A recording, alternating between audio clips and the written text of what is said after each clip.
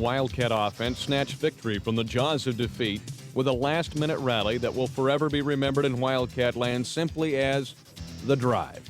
Trailing 17-14 with no timeouts and just 58 seconds to play, May overcame 2 penalties to drive the Wildcats officially 80 yards to pay dirt in just 41 memorable seconds. A get out of the shotgun. May back to throw, shifts the pocket right. Now fires the pass that is caught by Lockett and out of bounds at the 33-yard line, stops the clock. It is a first down. K-State will use the shotgun. 2 receivers left, there's a flanker right. J.J. Smith just to the left of May. May said he cannot hear the snap count. Back to throw is May, rolling left, still rolling left. Now fires a pass to the far sideline, caught by Coleman. He makes the catches out of bounds to stop the clock at the OSU 49-yard line. A 24-yard pass play. 38 seconds left to go in the game. 17-14 Oklahoma State. A great throw by May and another good catch by Coleman to the boundary to stop the clock. 2 receivers to the right, 1 to the left. On first down, out of the shotgun snap, May moving right, being chased. Now launches the football down the near sideline, caught by Lockett and out of bounds at the 22-yard line.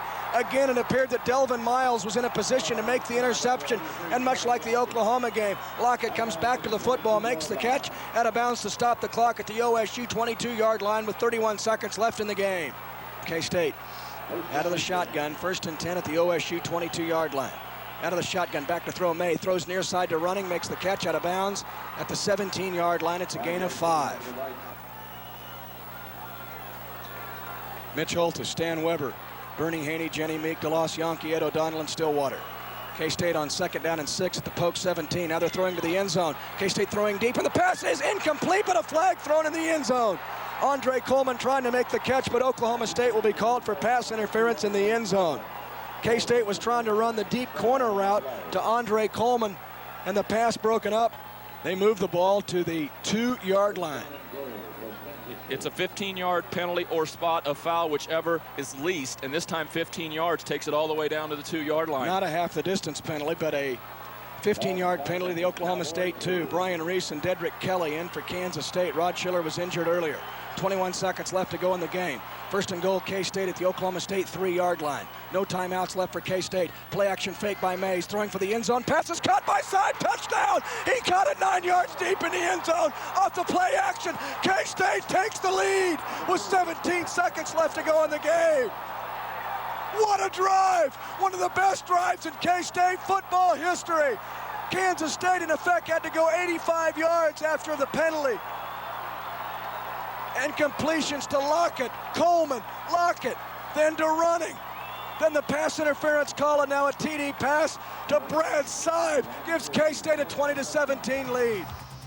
K-State's heart-stopping comeback improved the Wildcats to 4-2-1 in the Big 8 Conference and earned them their highest finish in the league since 1970. The story of Bill Snyder and the remarkable turnaround of the Kansas State football program is the kind of stuff filmmakers dream about. It's David versus Goliath, Washington's crossing of the Delaware, and D-Day all rolled into one hard-working, heartwarming script.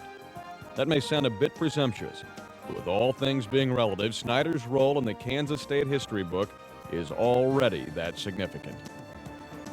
When Bill Snyder arrived at Kansas State 5 years ago, the vision of a winning football program was just that, a distant thought, hope, and dream.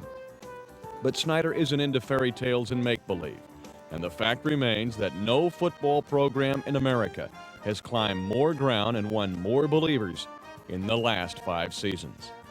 So it should come as no surprise that people across the country are calling this the greatest turnaround in college football history. And it culminated with a 1993 season that turned heads from coast to coast and gave the Wildcat football program a new and much-deserved label. 5 years ago, it was called the worst program in college football. 2 years ago, it was called the most improved program in college football. And now, after the 1993 season, it's being called simply one of the best programs in college football. Kansas State's 1993 football season was one of achievement, perseverance, and last-minute drives. But to put the year into proper perspective, one must turn back to August 1993. That's when a group of regional media called the Big Eight Skyriders picked the Kansas State Wildcats to finish last in the Big Eight Conference. Granted, there were a lot of questions that needed to be answered. Who would replace running back Eric Gallen, the second leading rusher in school history? How good was this new quarterback, Chad May? And what about the defensive front seven, which returned just one starter from the previous season? But as the season unfolded, those question marks turned into strengths, and the Wildcats answered their critics with a 9-win, 2-loss, and 1-tie record that ranks as the second winningest season in K-State history and the finest since 1910.